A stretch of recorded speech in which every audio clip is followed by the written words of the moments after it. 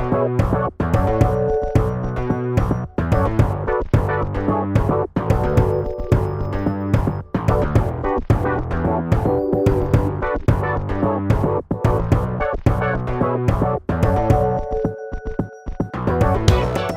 and welcome to the Game Design Podcast. We're back after a couple weeks off. Definitely wasn't an intentional thing, but as it turns out, I kind of suck at booking guests. So that's definitely something I'll have to work on. For those of you who don't know, my name is Brad Carney, and I'm the founder of Final Boss Entertainment, which recently developed Rack.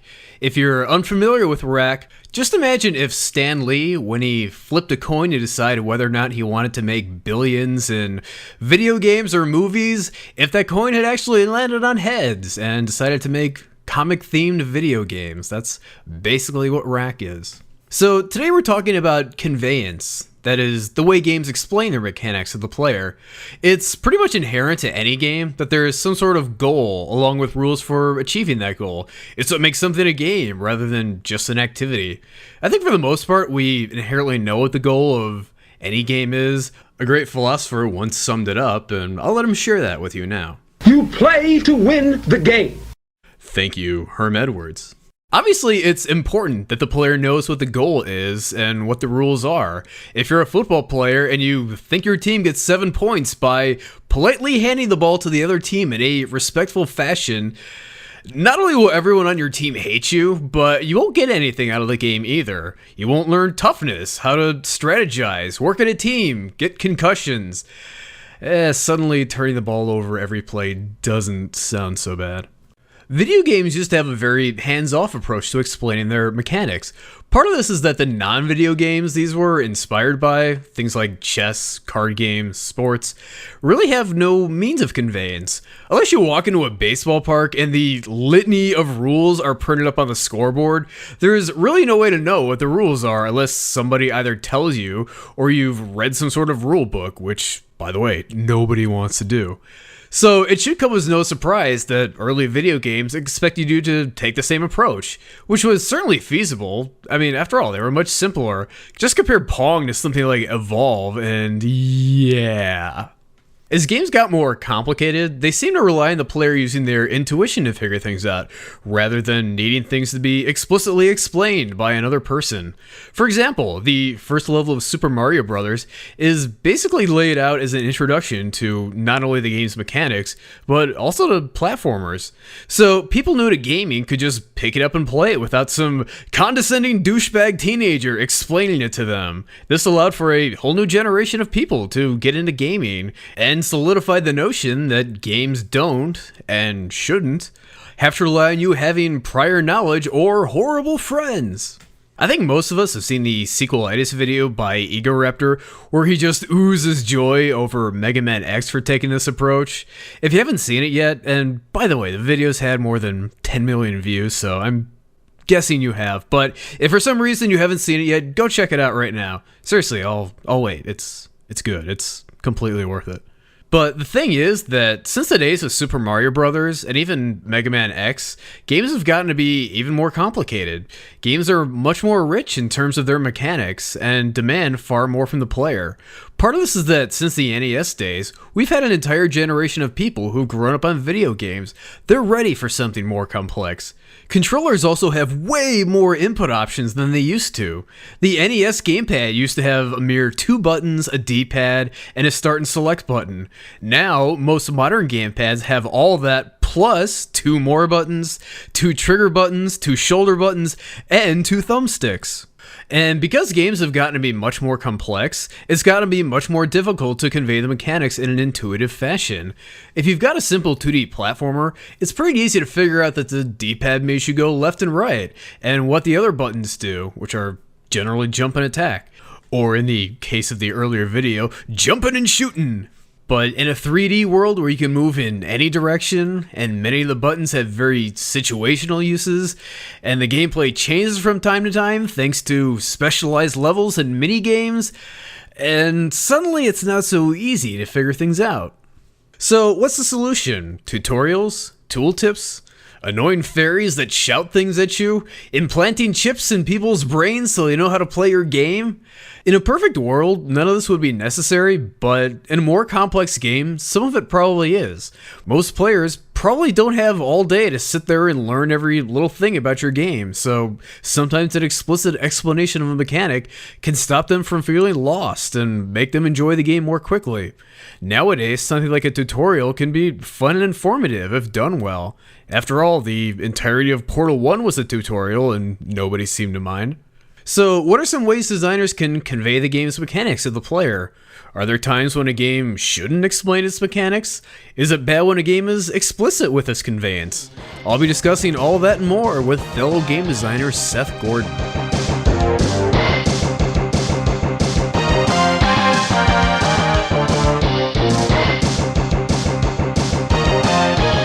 I'm joined now by Seth Gorden, who is a game designer. I've actually known you for, I don't know, like about 15 years or so. You worked with me on the Project Skull Tag, which is a Doom 2 source port.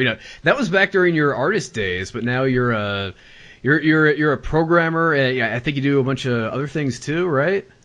Yeah. 15 years ago, lots happened in the the years in between there. Yeah. Skull Tag was that's a long time, 15 years. Yeah. Skull Tag was like the first time I dabbled in like a public project or whatever, so that kind of helped fuel the excitement to go to school and get some more experience and all that, so. Yeah.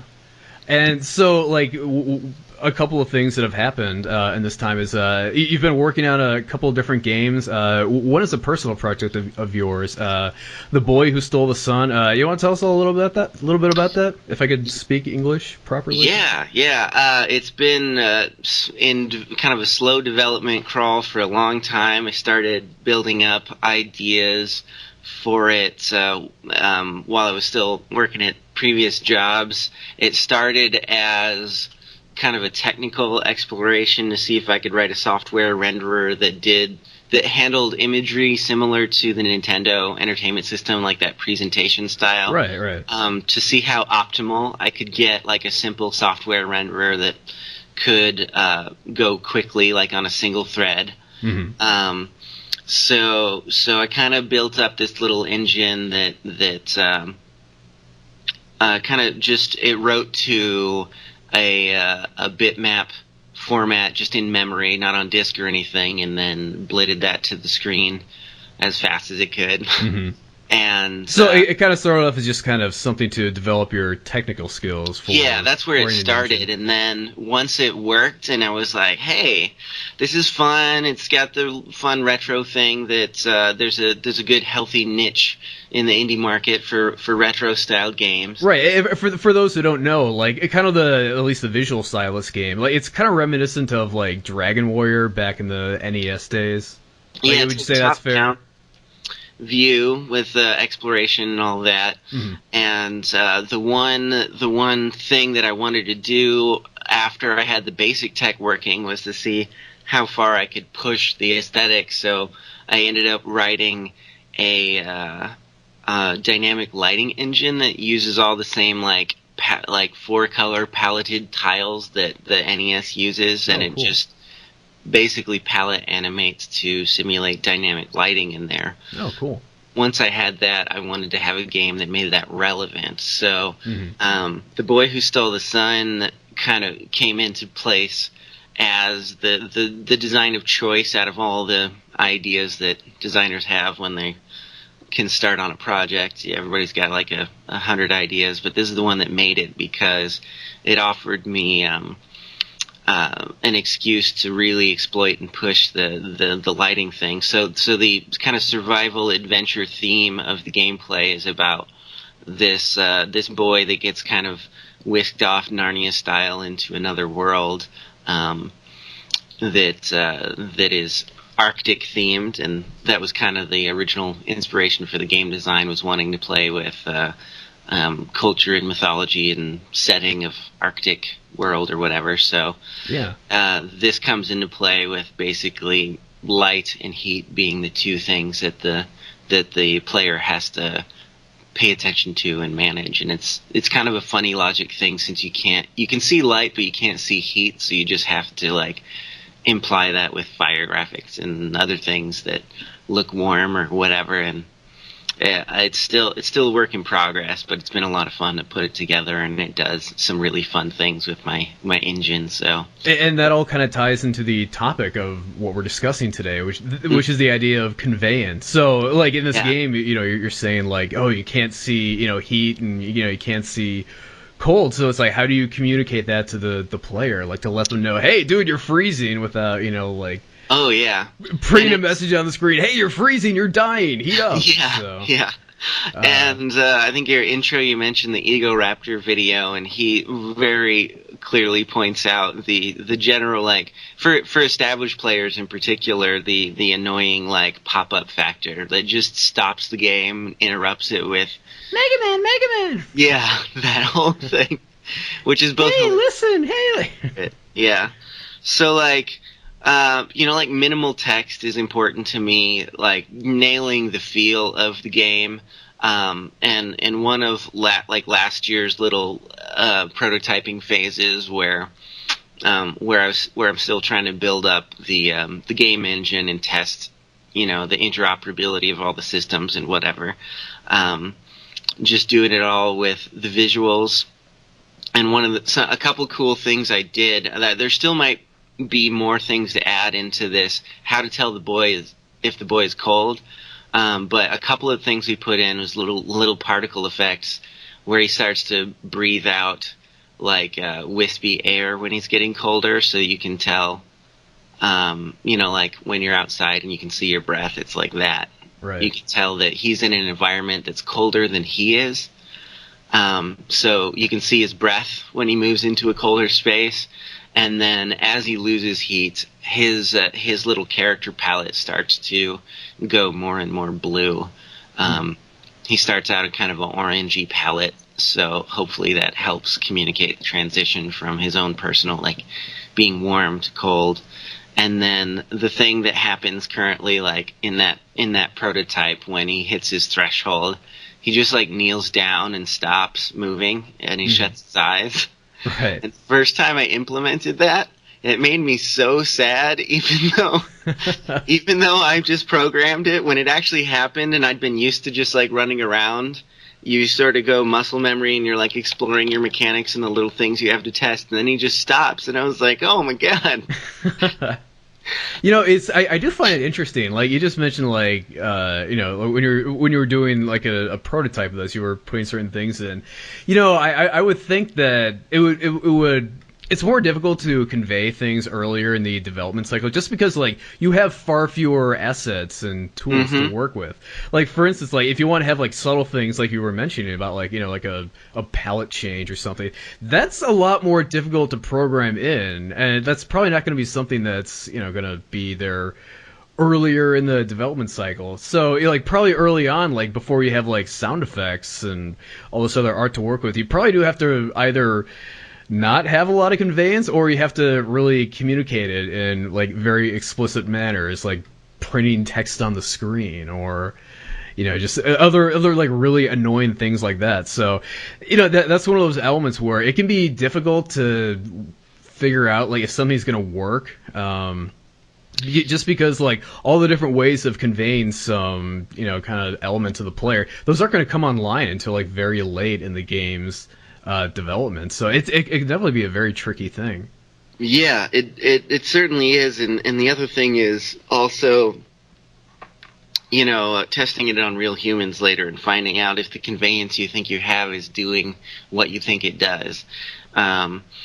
There was my biggest beta testing experience was on a previous project. It was an arcade game called Sunday Monster Smash, like a real actual arcade, not a downloadable, but a big unwieldy cabinet in a bar kind of arcade game. And it's a driving game that only exists in my hometown here right now. It hadn't hit production or anything, but it is done. So it only exists in one location in town. Is it going to be coming to other places, or? That's kind of like an unknown for me. But when I was still there, the conversation was basically like it's kind of backburnered because the company had some other things to take care of and pay off before they could invest in production. So that's all. I'm not privy to the right. How close they are to considering that kind of thing, but it was still a big accomplishment just to finish it for me because of the inordinate amount of like outside the box thinking that went into the game. It's like it's a driving game, but it's not a racing game, and there are very few driving games that don't have like time limits and or finish lines as the primary like goal or constraint for play. And does this game not have that? It does not. Wow. It does. I mean, it does have a time limit in the sense that there are rounds, but everybody that plays this game gets to play for the same amount of time. There's no like, hey, you got to do it super fast, otherwise you don't get to continue kind of thing. Right. It's a 3-round arena demolition game. And trying to... That could be really tricky, because, I mean, like you said, like, every other racing game has these certain mechanics, and when you do something that bucks that trend, people go into it with these preconceived notions of how a racing game works. So, if you're doing something different, it's like you really have an uphill battle to communicate, hey, guys, this game is different than every other game you've played. Right, and to add, I mean, that by itself already puts it outside of everybody's experience and expectations. Right. But there were more things like the primary audience was basically, since it was probably going to go into a bar, we were like, this needs to be playable by drunk people, but it needs to be playable by anybody that can reach the pedals also. Mm-hmm. It needs to be like theoretically accessible, or the fun of it needs to be accessible. Right. Even if they're not playing optimally at a young age or whatever, kids still play more games than adults sometimes. So like, we have like bars that are also restaurants previous to 9 p.m. So families do go in and eat. Mm-hmm. And kids need to be able to bug their parents for money and all that. So it was like the target audience provided us a challenge. And then the other thing was like controls. And this will kind of play out in my thoughts and conversations about all games. Controls really set up particular challenges for Conveyance, because another thing that most games do is, and we tested this pretty thoroughly because we had access to a lot of arcade games that had accelerator pedals on them. Which is you can basically floor the game, pedal to the floor, not touch the steering wheel, and you'd never get last place, ever. You wouldn't get first, but there was no, like, you could basically coast and not do anything super wrong, and my boss really kind of despised that reality of games, and it sucks to lose and whatever, but at the same time, he wanted us to make a game that required people to engage all of the controls, because he's like, all these parts cost money, and if I put them on this cabinet, I want them to be useful. Interesting.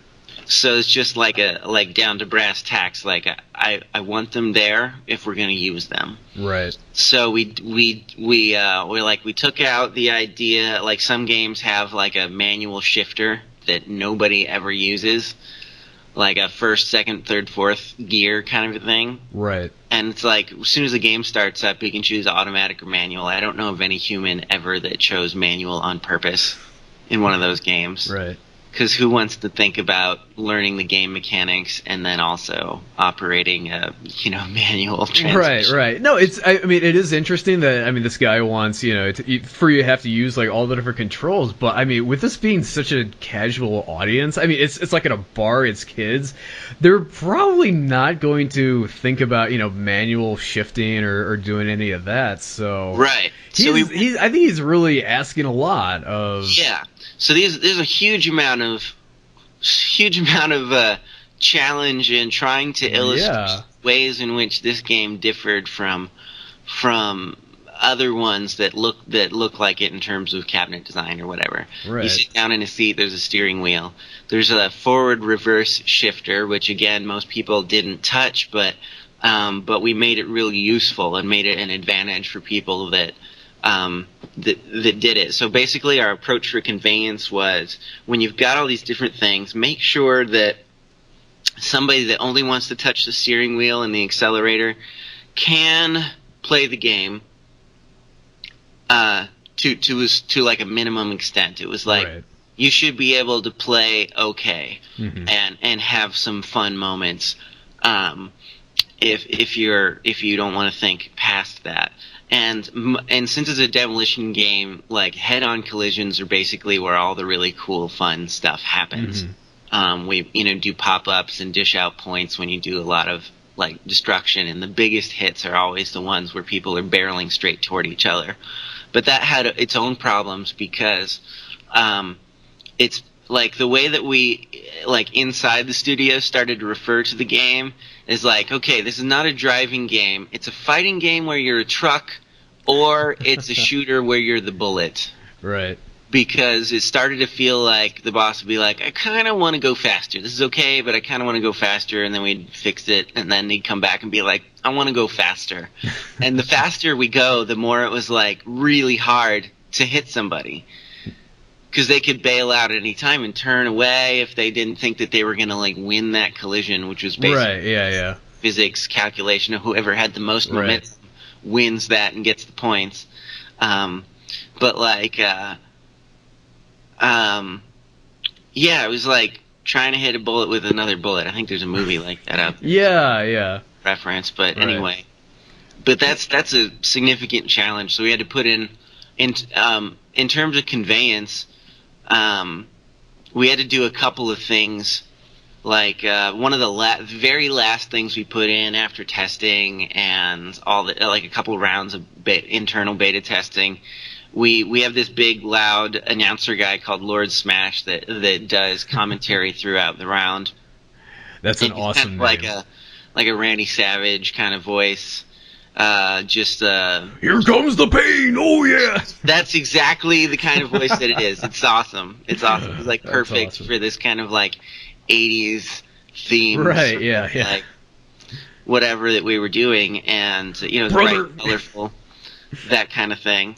And so before every game, when people have put in their money and selected their vehicles and picked the game mode, he always says like three things. And we put these in there because people didn't always get it when they got in the game, and it was Conveyance problem. And we also found out that everyone hates reading always. Yes. No matter what age or experience level, everyone hates reading always. So we're like, we'll just have him yell it at them on every game. Doesn't matter if you played it before or not. He always goes, stay in the arena, capture the crown, and smash everything. Like, and I was like, all right. At least he said it, like right, yeah. They don't get it after having it screamed in their face. I don't know what else I can do. But I mean, that's kind of okay because it's like it's your fault. I mean, it's like you were told, like, and he said it, so you can't really like ignore it. Like it's going through your ears no matter what. Like if it's text, you can choose not to look at it, but your ears are picking up basically everything that's being broadcast. So. Yeah, so we did the best we could to like make sure the premise was communicated before they even saw the arena. And then there's a little countdown with a little like Mario Kart style get a boost if you hit it just right thing, which is fun. And everyone is aimed at each other at the beginning of a round, so if you catch that boost, you can win. Like you can be the first to grab. There's like a King of the Hill thing where there's a big crown. Where if you pick that up, you get extra strength. Basically, you get a stat bonus on every category. But I mean, I just want to say real quick, like that's really good that they start off by facing each other at the beginning of the round. Like that's a way of visually communicating, like right off the bat, that hey, this is a different game from every other racing game. Because like in every other racing game, you're lined up side by side because theoretically you're supposed to be whoever crosses the finish line first wins. So so I kind of forgotten about that being a conscious choice, but I guess I don't remember if it was me or my buddy Jeremiah Waldron that was working with me at the time that came up with that. I'm going to assume that it was him because he likes to take credit for all the cool design choices anyway. So I'll just give it to him. But anyway, And he did a lot. Anyway, Jeremiah's a genius. So Yeah, Jeremiah's a genius. We'll go with that. Yeah, and he did a lot of the early layout, and he did a lot of heavy lifting on the gameplay design. And since I was team lead, I was busy a lot of the time wrangling communication with the sound and art teams, which were separate companies, and all this kind of stuff, and plenty good fun. But anyway, point is that was another Conveyance issue. It's like, oh well, it would be super great if we started off the round with a big hit, so that everybody knows that that's like part of the deal. That's part of that's like what you're supposed to be doing. Mm-hmm. So we'll just set it up for that to begin with, and because I think we just had like randomly positioned vehicles in our early testing, and then when it came down to designing the real ones, we started aiming the vehicles at each other, and then it took on this new life of like, oh, now it's super obvious, and we all get to the middle really fast. Mm-hmm.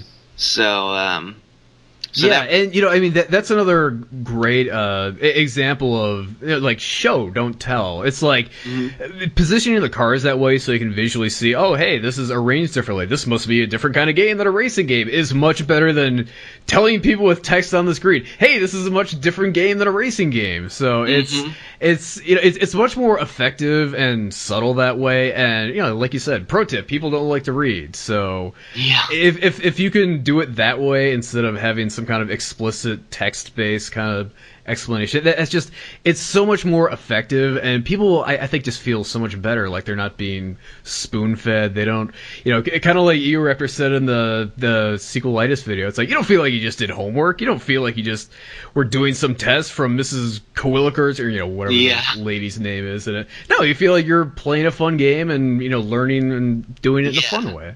Yeah, so for people that were really interested in figuring it out, there was a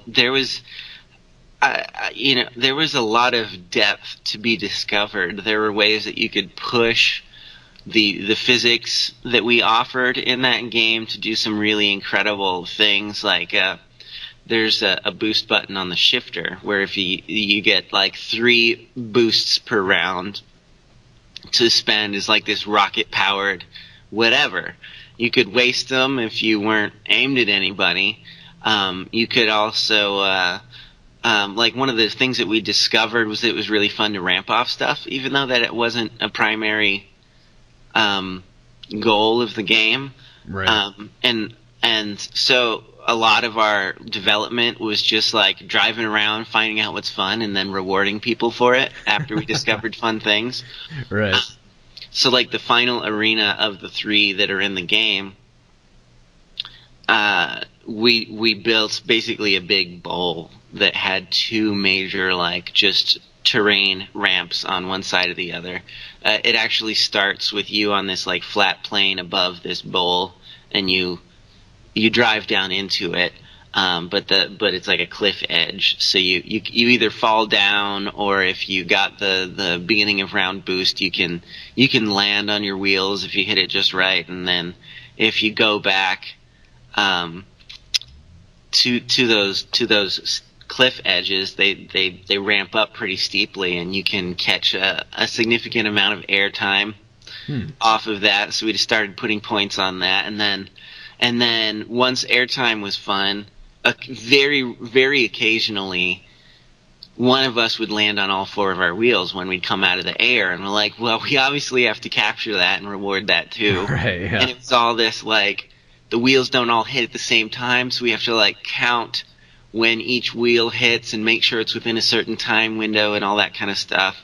And so, like, a lot of our conveyance was just to drive around, have fun, and, like, reward everything that seemed cool so that people would keep exploring the space of the game.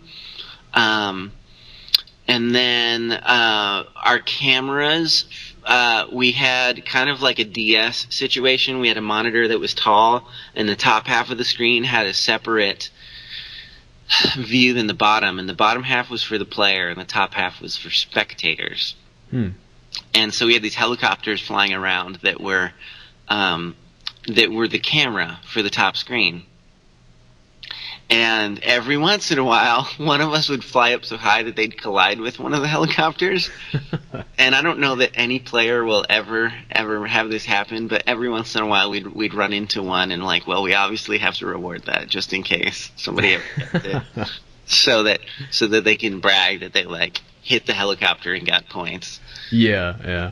It's So, just- do you feel like the whole process of like rewarding points for all these different feats? Do you feel like it's kind of like a way of kind of reinforcing, like, hey, this is a good thing that the game wants you to do? Kind of something, a little something extra to call attention to those elements. Yeah, because we ended up with a really challenging game, so we wanted to make sure that whatever style of play, whatever experience level you were at, even if you were doing things accidentally, that there were lots of cool things that can happen, and that all of them were supposed to be fun and good.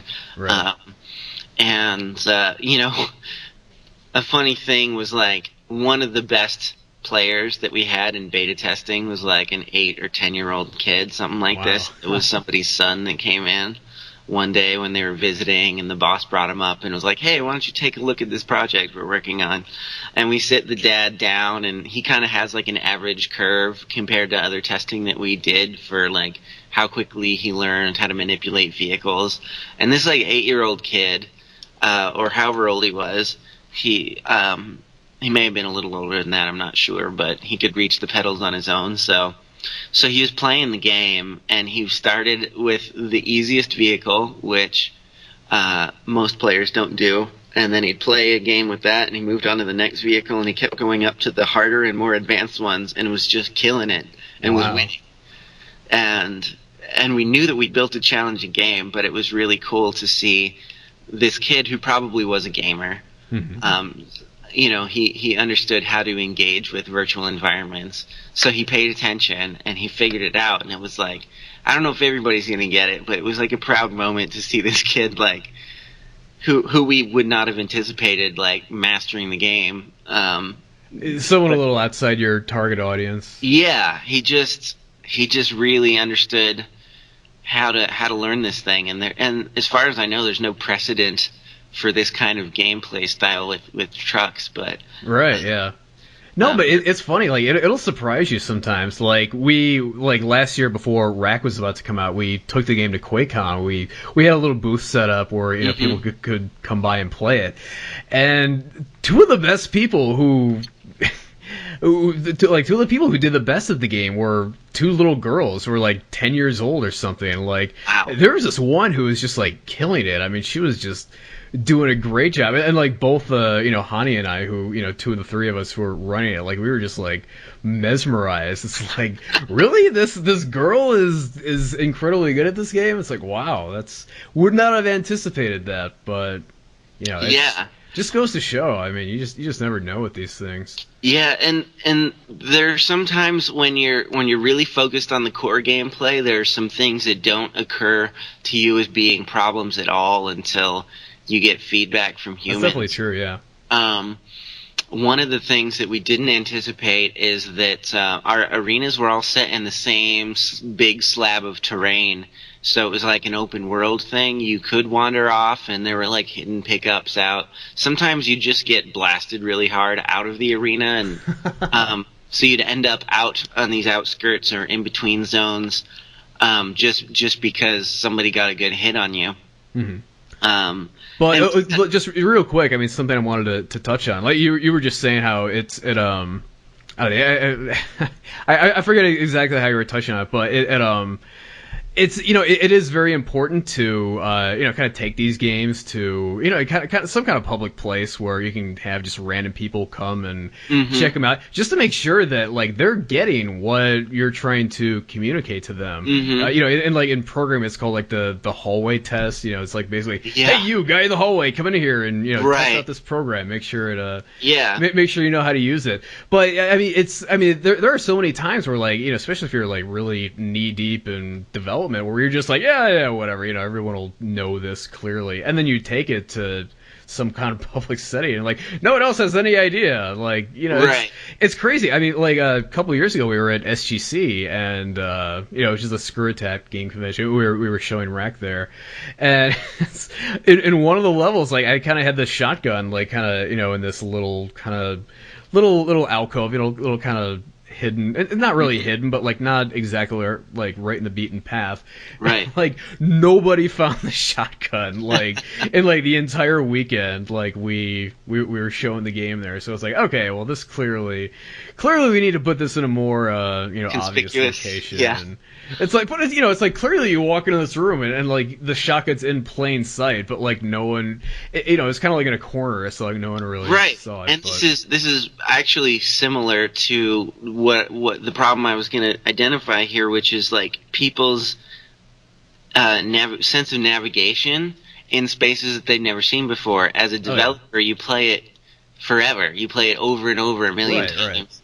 And yeah, and it's like, as a developer, it's like you designed that level like yourself. Like you've never experienced what that player has gone through, like Right. on your own level. It's like you, having designed a level, you never get to experience like what it's like to be lost or unfamiliar with it. Like it comes out of your head like fully Right. formed, basically. So yeah, so like one of the problems we had is people get out of the arena and couldn't find their way back.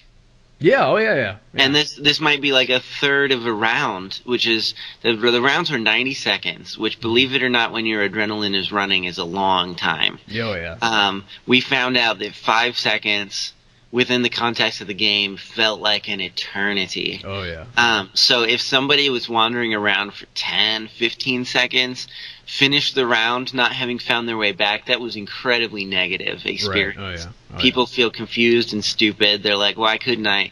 You know, I couldn't find my way back. There was, Right. I didn't know where I was. So that was like the number one problem we had to address with Rack. It's like we had to make sure, like, because this is a game that didn't have a map or anything. You know, Right. it's like an action game. We want you to get from one area to the next and not really be worried about where Right. to go next. But it's like constantly making sure that people knew where to go and that it was intuitive, and the switches were in places people could see them, and they knew, like, hey, this teleporter opened up. You're supposed to go through here. Like making sure all that, like, that was like priority number one. Because I mean, when people get lost, like they're not having a good time. Nobody Unless likes it's like an exploration game, like they're not having a good time. yeah. So while we supported some amount of exploration for people, they're just like, screw it, I'm gonna drive around. You know, Right, like yeah. you could do that. There was like money bags and power ups. Right. At the same time, people that wanted to do the primary thing and couldn't, that's like having somebody stand in line at your shop with money in their hand and then not taking their order or whatever. Exactly, yeah. That's like, it's a terrible thing. People Right. want to do the thing for which you are there in the first place, and you don't let them. That's bad. So we did a bunch of things. The first step was to put like this arrow that just lived kind of behind the vehicle. This was like a third person driving experience. Mm-hmm. We originally had separate view modes that allowed you to be in kind of a driver's seat dashboard view, but that turned out to be horrible as an experience, so we took it out. Mm-hmm. And So like the arrow is like pointing, Yeah. like, in the direction of yeah, the arena. it always points to the target. That makes sense. Yeah, and so the target by default is this crown that lives in the arena. So wherever the crown is, even if somebody has it, it's in the arena somewhere. So if it's always pointing at this crown, then that's, you know, you follow the arrow and you'll get back to the action. Right. I think we originally had it point at the center of the arena when you were outside, but then we were like, let's just point them where the cars are. Wherever the crown is, that's where people are going to be going. Right. So let's just point them at the action. And then we allowed people that wanted to change that could press a button and switch what they were targeting, but that's sort of advanced play. Most people didn't even touch the button. Right. So Yeah. by default, it takes you where the action is. Mm-hmm. And then, and then on top of that, we ended up adding a warp button. If you're outside of the arena and you don't want to drive, like, why make people wait? They could literally get knocked into. Press this button for instant action. Right. It was just like, Yeah, it was just, even if they knew where to go, they might be far enough away that it still wastes 15 seconds of their time, which is too much. So we just made a button. Just go back, warp button. And then, and then we added a voice cue if they're wandering outside the arena for a little while. Lord Smash would yell at you to warp back if you want to, that kind of thing. Just trying to keep people aware of their options the best we could. And I think by discovery we found out that yelling things through a commentator is only, it's still kind of Hey Mega Man style. It's only slightly better than text. Like, the text is kind of the ultimate insult to somebody's intelligence as a pop-up. Voice by itself at least doesn't interrupt if you're not pausing the game. So it does still feel a little hand-holdy. Right, and it is. It's not optimal. So hopefully the game itself communicates what's required, what's necessary. And I think arrows are a little better than that still, but still a little bit kind of holding your hand. And then the other thing is, in an action game that moves this fast, people only look at about the 3 inches or 4 inches, diameter in the center of the screen. And that's right, yeah.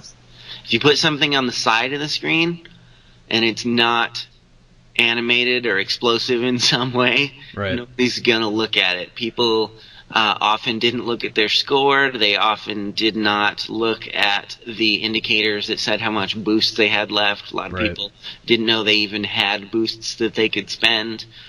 Because they didn't have their hand on the shifter to press that and find out. I know Valve has put out like some kind of thing, like basically saying that, basically what you said, that people don't look outside of the center of the screen all that often. Like with Rack, we ran into all kinds of issues with like that. With that, like for instance, one of the things that we had like a huge amount of trouble conveying was the whole like finisher mechanic. So basically, for those who don't know, it's like this is like a hardcore action game. So basically the kind of goal is to basically chain kills together. So you're basically trying to like kill monster after monster. When you do like this little boop, boop, boop, boop, boop, boop, kind of counter goes up, and that gives you an ability to do like a finisher attack. So basically it's kind of like your reward for slaughtering monsters by the dozen. So it gives you this like ultra powerful attack. And we would kind of we try to communicate that first by having the gun like pulse like a certain color. So it's like once you've killed like 20 monsters in a row, like your gun is like pulsing blue. And then there was like a little like bar at the bottom which kind of starts to fill up as you kill like 4, 5, 6, 7, 8, 9, etc. monsters. And then like finally, if you haven't done 3 finishers before, like there's a little like bar at the bottom that says like press X to do a finisher. And so I mean like the bar and like the text indication, like the press the button to do this, like those are both at the bottom of the screen. Most people like did not see this or like care at all. So it's like as a result, like one of the like major like differentiating elements of the game, which sets it apart from games like Doom, and like really makes it a unique game, goes like completely unnoticed by the vast majority of players. Yeah, that's a difficult thing when you're introducing new mechanics, because it's like one thing if something's been around in a particular genre game for a decade or two, you can kind of count on it being accepted, or or even like for instance, like in fighting games, like I mean, like as you do like more hits, like you build up meter for supers, and like usually that bar is like at the bottom. So I think by at this point, like if you're playing a fighting game, you're generally looking at the bottom like to see how much meter you have to do a finisher. Or it's like if this was like a brand new thing to a fighting game, like most people aren't paying attention to that.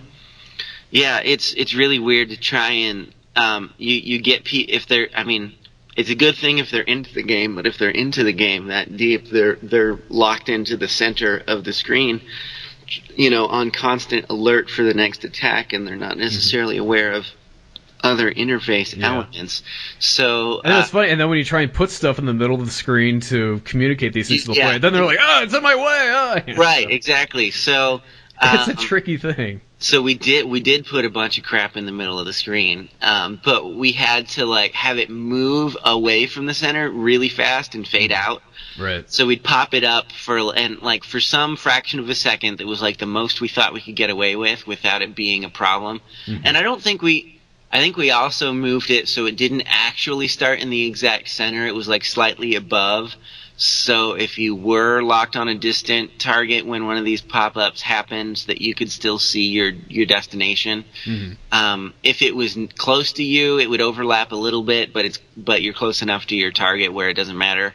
Right. But like for impacts of a sufficient momentum, we'd say like big hit or grand slam or whatever, and these would be huge graphics because nobody would look at them if they weren't huge. Right. So like you're saying, it's this wrestling between how big do I have to make it to get you to look, and how big is too big so that you can still see like what's going on in the game. Yeah. And that's all part of Conveyance, because obviously if you're rewarding people, you want them to feel rewarded. Right. But you want to reinforce the rules, the mechanics of the game, so people know how to play it. They know they're doing well at it. Right, and you had the additional burden of requiring them to hit a button to cash in on that reward, so that was an extra challenge. Yeah. And I do think that controls are one of the biggest factors in the kind of challenge you're going to have design-wise for Conveyance. Mm-hmm. The difference between just like Nintendo Entertainment System, A, B, D-pad is most of your game. Sometimes you use the select button.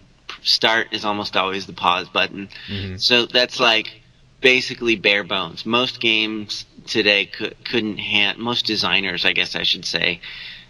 I personally believe that any game could be built for that controller if you have a enthusiastic designer willing to make it happen. It'd be tough if it was 3D, I think. Yeah, well, it would be, but you'd have to be, But I mean, and I'm not saying it's optimal to do it that way. Right. As a hypothetical, any game can be done. Right. But I mean, things are certainly more complex now in terms of control. Right. With the racing game, like you, there's probably a bit of an advantage there just because the controls are simpler. I mean, you have a steering wheel, a pedal, and maybe a gear shift, perhaps. Yeah, there's a direct relationship. People know how cars work in the real world. Right. Yeah. At least the wheel and the pedals make sense, which are the first things. Kids that don't know about manual shifters and adults that don't have experience with manual transmission wouldn't. That can be tricky, yeah. So we didn't, we just scrapped that from the beginning. It's like, unless you're a race car driver, like you're pretty much not gear shifting. But like in terms of consoles, like basically. I mean, N64 was wonky and weird, but like it was Nintendo, so they can do whatever they want. They're Nintendo, right? But basically PlayStation onward, you're at a level of complexity of potential input where there's no standard between developers.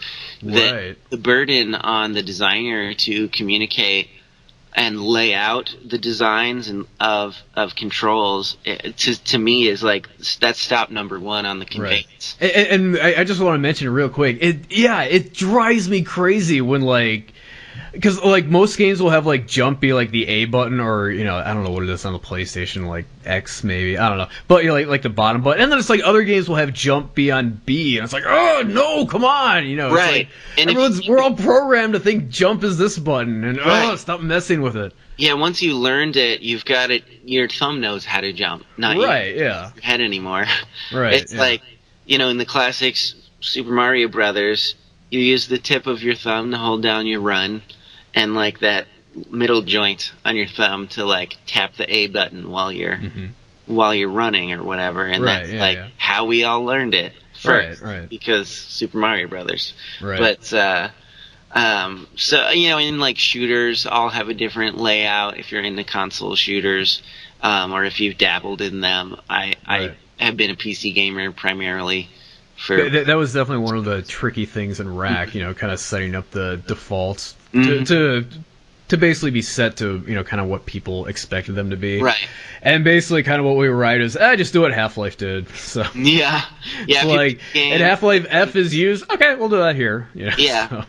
Yeah, you'll get some portion of the market that jumps in and feels something that they know and are familiar with, and so that's a good place to start for those things. Yeah, but I mean, we wanted to make it as so as many people felt at home as possible, instead of kind of doing what I felt intuitively made sense. But that's me. I'm one person. Everyone has different preferences, so I didn't want to try and shove my thoughts down everyone's throat. So. Mm-hmm. Yeah, and customization everywhere that you can have it. If your game is of a certain complexity, it's certainly nice to offer that sort of thing as well. Mm-hmm. But even if you let people pick buttons for actions that they understand, you still have to teach them when in your game environment they have to press all of those. When is the right time? Because no matter how many precedents you lean on, if your game is not a straight up clone, exactly, you've got to give people time to learn the timing of everything that's in there. Right. Whether it's the enemy's AI or something more complex, and I kind of wanted to touch on real-time strategy and other like simulation games. Yeah, and let me just kind of set this up a little bit. Yeah. Right. So, I mean, one of the things that we were talking about in the conversation leading up to this, to kind of make sure we were going to have stuff to talk about, kind of an important thing. But it's the idea that kind of it might be appropriate for different styles and genres of games to have different styles of conveyance. So, I mean, like we've kind of been talking about action games a lot. Like they kind of tend to, kind of stay out of your way and not really interfere. Because, I mean, it's an action game. You're supposed to be focused on the action and killing things, and not supposed to be. You shouldn't be worried too much about. You should basically have some kind of mastery of the game mechanics so that you can play the game and not have to worry about all this other stuff. But it can definitely be different for other kinds of games. So so you were starting to talk about real-time strategy games. So I mean, why don't you talk about that a little bit? Yeah. So these are not genres I necessarily spend most of my time in. So but I have them as examples because I have dabbled in a couple of them recently, and I have some older memories from early RTS that are relevant to the discussion, even if they're old games. I'm going to start with like Red Alert and the first Warcraft game as like real time strategy games, and I think Red Alert was made. It was like a game that everybody was really excited about. In my circle of friends, in the 90s or whenever that came out, and it was like building all these fancy army units, and I'd watch people play that had already learned it, and I remember sitting down and thinking that I could jump in because I'd watched him play, and then feeling utterly useless because I didn't know how to build units, and I didn't understand how many progress bars there were in this game, and what all of the relative timings of them were. Mm. And, I mean, to a certain extent, the game industry was much smaller, and you could lean on people's willingness to explore deeply into mechanics without a lot of instructions. Yeah. So the game definitely does not exist today. Right. So the game being balanced was enough. But I was also young enough at that. It's like, people will figure it out. Right. I was young enough, and I guess unsure enough of myself as a person or a player or whatever, that I experienced like trepidation over unknowns. Mm-hmm. And this would hold me back a little bit because not that I wanted text on the screen, but it was like there's basically just like how much information is available to the player at one time, and if it's a lot, that's a huge challenge for conveyance. No matter how well designed your interface is for what the mechanics are, if there are a lot of them on the screen at one time, that's going to be a problem for absorbing it. We already talked about how players want to look at the middle of the screen where the action is. Mm-hmm. And the I feel like that's different though, like in an RTS or more, kind of strategic game. Like they're trying to soak up, and that like they're seeking out the information. Like they want to know like how effective their units are, how stuff is progressing, etc. Yeah, and this example is mainly just like the first time I'd come across that huge amount of information at once. Right. Contrast that with, I guess I'll go to Warcraft 2 because I encountered that actually before Warcraft 1. Warcraft 2 was really polished, I guess, because it was a sequel and they'd already found like what worked in their version of the real-time strategy. Yeah, Warcraft 2 is fantastic. And they had there was plenty of information on the screen, but most of the details were in the action. You'd like watch people like hit each other and throw their little axes, and you'd watch their life bars go down, and that was most of it. Right. When you were trying to build something, you clicked on a building, and you'd have just a couple things that would show up that you could do. So there was only, like, no matter what you wanted to accomplish as a player, you could only look at a little bit of information at once. And that to me, their art design is also great at that company because it shows a lot of information without words. They're good at visual conveyance, just in the details of like, oh, you got a spindly little elf that can shoot arrows, and like as a kid, I know that he's not going to be able to take a lot of hits, but I know because he's tiny or something. Right. Yeah. Yeah. The implied design of the character kind of gives you a reference point without knowing any of the numbers. Right. I do think that's a kind of interesting point you bring up. I guess we could call it like conveyance bandwidth, but kind of the idea of like the amount of information that you can communicate to a player at once. Like if you have too much, like it could just be like completely overwhelming and just really turn off, like especially like a new player. But like even an experienced player, like there's only so much that you can take in at a time. So it's you might focus on like certain little bits of information and then just kind of tune the rest out. And there's an element in here on the axis, the discussion of are games too easy? Are there still enough that challenge people in the classic ways? I want to do a podcast on that at some point. Yeah, and I know it kind of comes up in general in conversation with you. I think I've heard comments in the other episode that you did, and we've talked about that before, just on our other times where we've chatted. Right. There's arguments on both sides, and the one that I'm coming around to experientially is that even being an experienced player, I don't like the Hey Mega Man thing. I don't like that.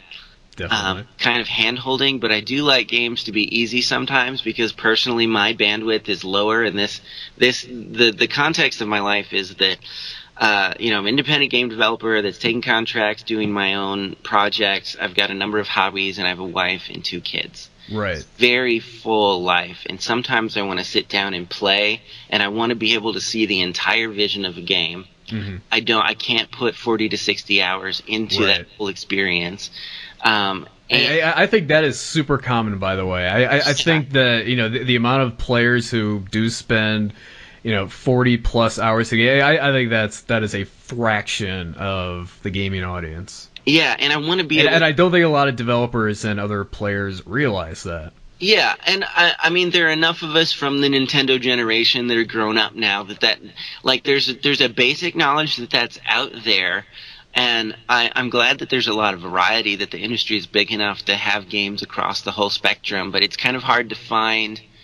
This is, I guess, marketplace conveyance. It's kind of hard to find the game that you want at the time that you want to play it, and you're like, I want a game that gives me like a rich fantasy, heavy narrative experience, but I've got like half of the ideal bandwidth that it takes for me to play a normal RPG. What's the ideal game for me? Right. Or I want an action game. I want the experience of plenty of violence, but I want to get in and out. I don't want to have to play for an hour and a half to get to the end of the level or whatever. Right. I want, or vice versa. It's like, on the days, the family's away, I've got 4 or 5 hours here. What can, where do I go next? There's so Right. much out there. Right.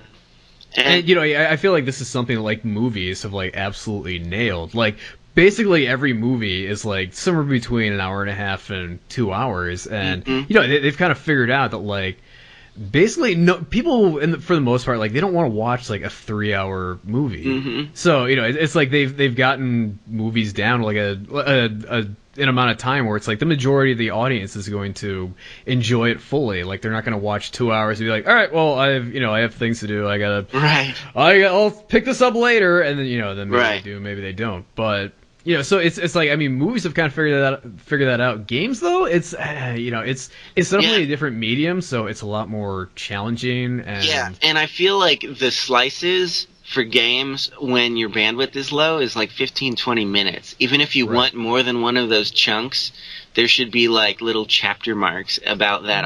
Right. Something, little break points, save points, anything that gives. It's like, I need to go take the trash out or whatever. Right. Yeah. And that allows you to come back and rely on the fact that if you sit down again, it's not going to be 15, and then, this next chunk's an hour. Right. Yeah, exactly. So it's like, if you want to watch a movie, like, you can budget like 2 hours for that, and like that's going to completely take care of it. But yeah, like in a game, it's like, okay, if I have like 2 hours, like, does one level take 2 hours? Like, you have no idea. Like, it's completely variable based on, just the level itself, your skill, kind of your mood that day, your skill that day. Like, there's so many other factors to consider there that it's really, it's a big challenge for games. And and even then, it's like, when you have it right, like, how do you convey that to the audience? To, that, hey, you got an hour to kill, each of our levels are 1 hour. Come play it. Right. So and I think that's ultimately word of mouth. You gotta rely on the gaming community, the people who played it, to kind of evangelize that, because there's no trailer or marketing spot that's going to really excel or prefer to even talk about the pace rather than what the game is, because you want to sell people on your theme and mechanics. Probably they want to have some idea of what the game's going to look like and play like. So that's where your marketing dollars go. And I mean, the marketplace is so saturated. It's like all you can get out there. It's like basically sum the game up in like a phrase. Yeah, and it's like that's all you can really hope that like people will take away from it. It's like Rack. It's like all we could ever communicate was like, it's kind of cel-shaded Doom. It's like even if we tried to communicate like, no, it's actually like a first-person Mega Man Doom hybrid kind of thing. It's got this like cool arcade. So, like no one like I've already like it's already gone in one ear out the other. Like being experimental has its own challenges. Yeah, it's tough because like people want something new, but like it has to be the exact right kind of new thing. Yeah.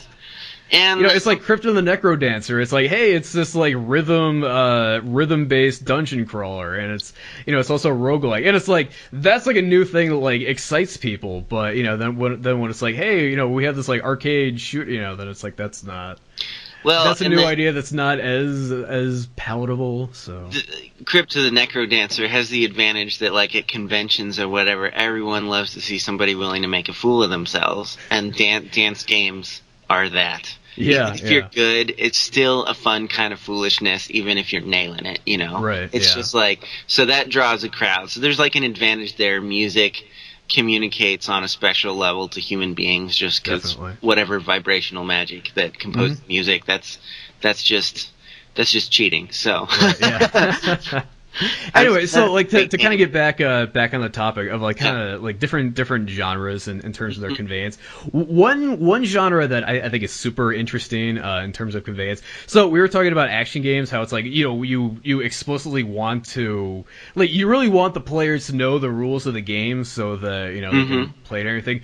One genre I think is like really interesting when it comes to that is survival games. It's like you almost don't want the players to know all that much about the world, because that kind of discovering it is kind of part of the experience. Right. So and that ties in a little bit to your game, The Boy Who Stole the Sun. That's an interesting point too, and I don't know if I've thought about it in those words, but I'm glad you put it that way, because there is the kind of thing where in the context of survival, you want people to die a few times. You want them to, because that's part of the content of your game, is all the interesting ways that they can fail to survive. Right. So, And I went through a lot of that with the many hundreds of hours I've put into Don't Starve. So. I would call, the early Resident Evils into that category as well, Yeah. because it's conservation of resources, it's Right. survival. That it happens to use guns is just a coincidence of the theme. Mm-hmm. So I'm not gonna call it a shooter, not the early ones anyway. Right. I think it went more in the shooter direction later on. Right? I think it just probably went into the hands of people who knew how to do that, so that's what they made. That could be. I don't really know the entire history of that, but I know I don't either. Migrated over the years in terms of who's making it, but I would call the early ones survival-ish because of that. You want people to. How do you get someone to care about the number of ammo that they have unless you take it away or limit it, or I'll give them the experience of probably running into that situation before they're too long into the game. You want them to fail early and kind of often, so that they're not afraid to keep exploring. You want them to be on edge, but in suspense. I'll say you want to develop suspense, and I think in the context of survival, the only way to do that is to present death in a way that they know it's both harsh and forgivable at the same time. That it's not going to ruin their game experience to have died, but that it is also something to be avoided, because and that's a careful dance. I think there's a growing sensitivity due to the number of games that there are and the people who want to play a lot of them, that you don't want to lose progress. That's like kind of a sin among the mainstream of things, and even indie mainstream. I'm going to include it in there. And there are games. I don't know. Roguelikes are super popular among indies. I mean, as you were saying, it's bad to lose progress. Like, Don't Starve was the first thing I thought of, which will kill you mercilessly, and then that's game over. And I have to start completely over. These games might be coming back in a response to that, and that's good too. That's good too. I'm all for it. I'm glad that both of these things are coming up, and that's one of the advantages of a growing marketplace, is that we can support all of the tastes that are out there. But but if you're going to go niche, go hard niche and sell big to the people who are in that niche, because that can work in terms of building a game that's for that. And I'm not trying to qualify those as like one's good or better than the other or anything like that, but But I think for the mainstream and also to a certain extent for my personal taste, most of the games I want to play, I don't want to lose progress on. And I'm going to stress, I think, that these are games where the narrative is a big deal.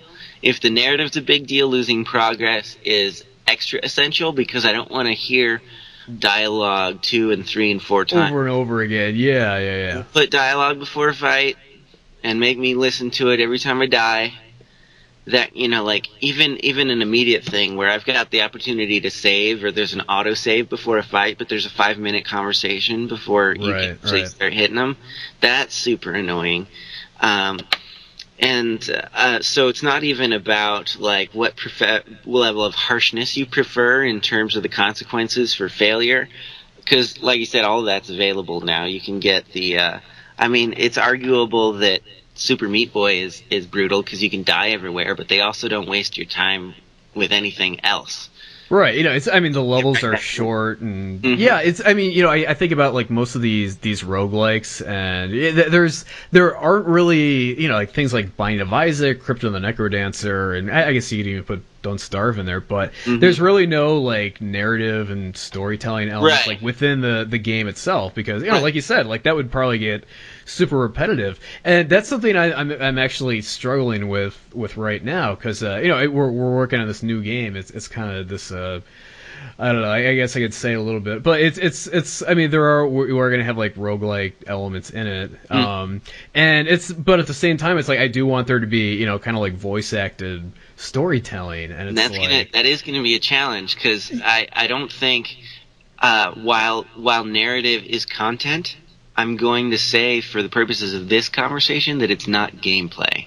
Right. And if you are caused to experience that content more than once, that you're wasting people's time. Yeah. Which is why I thought of like doing like, you know, some kind of like story mode, which is like separate from like the whole like roguelike part of it. So basically, so you're not experiencing these, you know, these little lines of text over and over again. You know, so you're not laughing at the same lame jokes for the 40th time.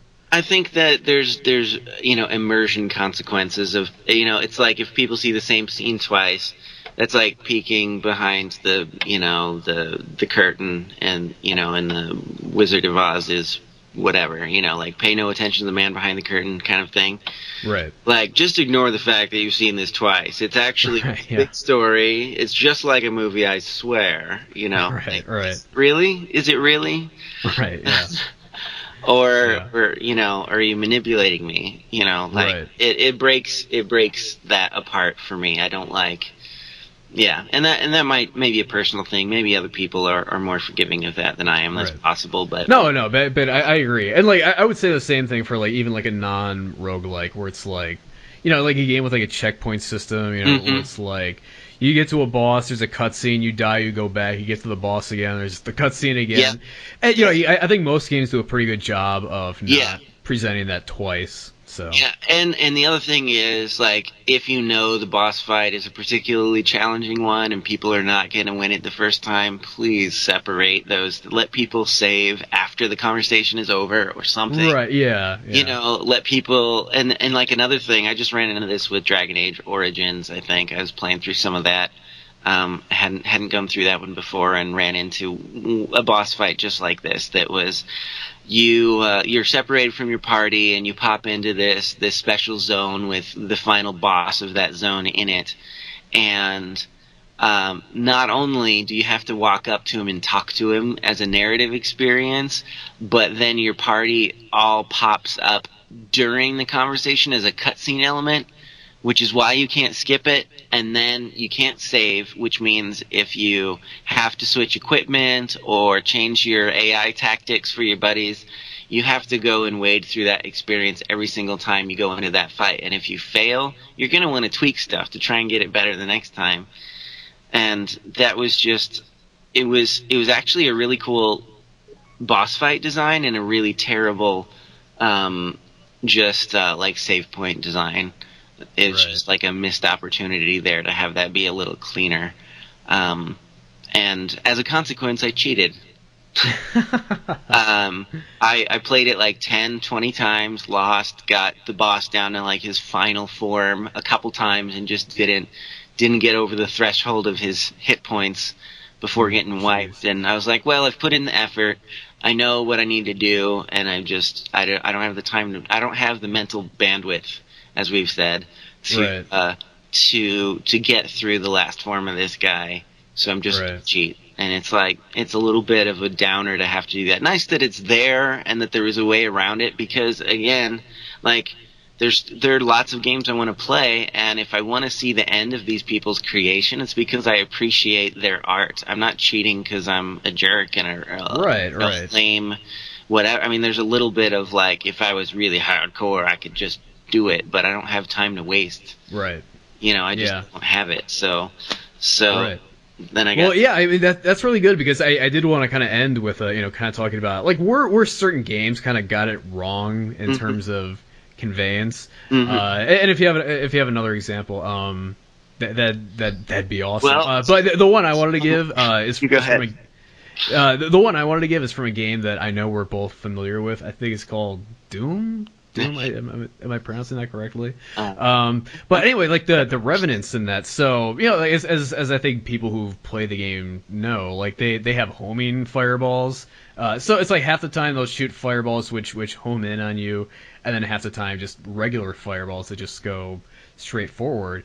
And so after playing the game for about 10 years or so, I finally noticed, like, oh, the ones that home in on you have little, puffs of smoke that come out from them, and the ones that don't home in on you don't have those. You know, I'm going to admit that I did not know that. No, I I doubt you had did, it and I since think there's no shame in that. And kind of my point is like, okay, if you're gonna put this like subtle little thing in to kind of like let players know like, hey, these home and these don't, could you please make it so like people can actually pick up on that without like a decade of experience? Yeah. Like it just seems like it seems like a lot of times like developers like think they're being like super clever, like, oh, here's this little tip to the audience, little thing to let them know, and then it's like no one's gonna notice that. Yeah. It's just an example of like the kind of, I don't know, developmental hubris. I don't know, but Yeah, and you kind of get I don't know if nearsight or farsight is the right metaphor, but you look at something so close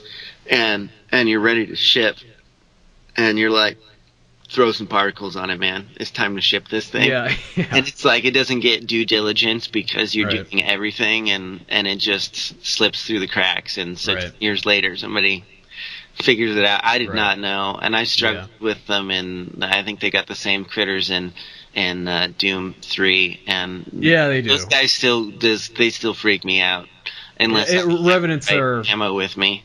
Yeah, Revenants are completely overpowered, which is a subject for another podcast. Yeah. But it's one of those things where it's like the only way to really know like if something is working or not. That's why you have to have other people play it, have random people check it out. That's why you take games to conventions. That's why you have people who aren't you play the game and kind of observe them playing. That's So it's a game design best practice. Can I throw in one other little gotcha from a recent? Sure, yeah. This is from Simulation. It's from Spore, which I finally got around to playing. Caught it on a Steam sale or whatever, and finally like, yeah, Spore. I was in school when it came out and was super excited, but I never got around to playing it. So Right. Anyway, my favorite part of the game is the very beginning, and it's like the shortest part. I actually really love the little like one-celled microbial world or whatever in the water. But my commentary is on the last portion of the game where you're out in this like a solar system. You're at the the big stage where you start streaming in content from other players and you have the whole universe to explore virtually. I actually had a pretty long curve because they do like every time you switch modes in that game, they give you a little brief like here are notes about how to succeed at this next round. But it has that thing where the complexity goes up every time the game graduates to a new phase. It goes from the microbial world or whatever, the little spore world, onto land, and then from loaning it goes into tribal, and from tribal to civilization, and then from civilization to spacefaring. And when you finally get to spacefaring, you're responsible for military interaction, like social diplomatic interaction, and you're responsible for resource acquisition and terraforming, which are all very different concerns.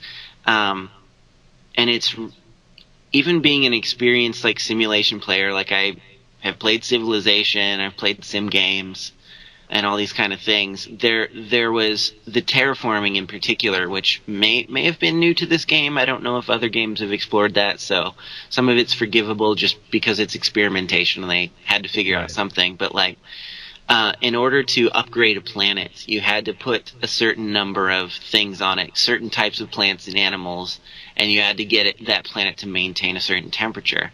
And like the temperature thing I kind of got because they had tools for you to use right away that affected that. So I like kind of got that, but it took me way longer than it should have to figure out that there are these little circles in one of the tabs. Because the interface is so complicated, it needs tabs for all the different like pages of whatever, and it's tucked in the corner of the screen. And of course, I'm playing on a very large resolution, and so all the interface is super small, which is another kind of pet peeve of mine. That the interface is not as designed if it's smaller when you make the resolution bigger. Right. And I understand why it is that way because I'm a programmer and I know why it gets smaller in terms of the screen ratio, how much space it takes up. Right. But It's definitely an extra programming challenge. Yeah, it's make like, it scale. to program on percentage of screen, it takes a little extra effort and intention to build it that way. And to kind of tie things back to the beginning a little bit, that was one of the first things I did in Skulltag to make sure everything kind of rendered at the Yeah, and I guess there's a little bit of precedent for, because like Doom ports and whatever. I remember there being all these different modes, and one of like for the little bar at the bottom. Right, yeah. Stats, and like one of them was always just make it take up the same amount of screen space as it did in the original resolution. Yep. I would always pick that because I actually wanted to see what was there, because that's right. Fine. When you're playing at 1080p, it's like 4 pixels. Right, it's like little tiny, and you don't want that. You want to actually be able to see it. So I would hang on, let me get my magnifying glass out. I would love to have people, particularly in a interface is hugely important for Conveyance in a simulation or an RTS or whatever. If people would design that, like how big something is on the screen. I know like touch games take this seriously because you got to get your thumb or your finger on something, so everything has to be a minimum size. Right. Huh. But like on PC where it's a mouse pointer, I don't see like people taking that very seriously. Like text can be super tiny and buttons can be. I think that's terrible. Yeah, it really is. It's bad because even an experienced player like me that jumps into a game in a genre that I should be familiar with, even though it's an experimental game that's doing things a little differently, it's like a tiny little circle on a tab that is not the primary one, where it's like if I don't have this information, I can't progress this particular unit of the game. Right, yeah. And they had little tooltips, and like all the information was there, and they did a great job of including it and making it fit on the screen. But like if I make my screen big, and now I can't, like it, took you 10 years to unlock a Revenant, and it probably took me 10 days to find this little, these little circles that say what animals and plants need to be on there. Right. But like, this is just my example because resolution and ratio matters, and like putting too small text or too much text on the screen is terrible for Conveyance. Nobody likes reading, so if you're gonna make me do it, make it as convenient as possible. Right. Make text huge and make it go away whenever it needs to.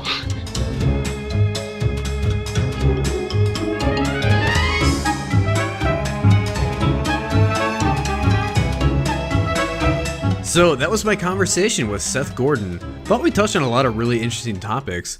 Basically, developers really can't take for granted that people are going to understand their game's mechanics. And when you try to communicate those mechanics in an explicit manner, it can be really annoying for the player. One topic we didn't have time to discuss, otherwise this would have been a 2-hour episode of the podcast, was the idea of wiki games. So a lot of games now have wikis that are either maintained by the developers or the community, usually the community. But basically, for those who don't know, and I can't imagine there's anyone out there who doesn't, but basically a wiki is like a personalized little Wikipedia for a game. So you can go there and look up all sorts of information, resources, stats, etc. And it's certainly not an entirely new phenomenon. Games have always had strategy guides, but this is the first time that that's been able to be updated in real time, thanks to the magic of the internet.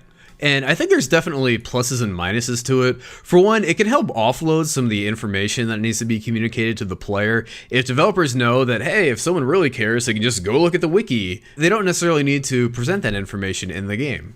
It can definitely lead to some laziness on the part of developers, though. If they think that, hey, someone can go look this up if they really care, maybe they don't feel the need to present it in the game, so maybe those who don't go look at the wiki feel a bit lost.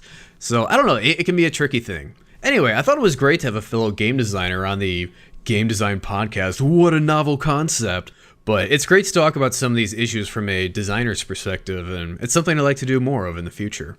So my thanks to Seth Gorden for being on the show, and we'll be back next week with a new episode. Thanks.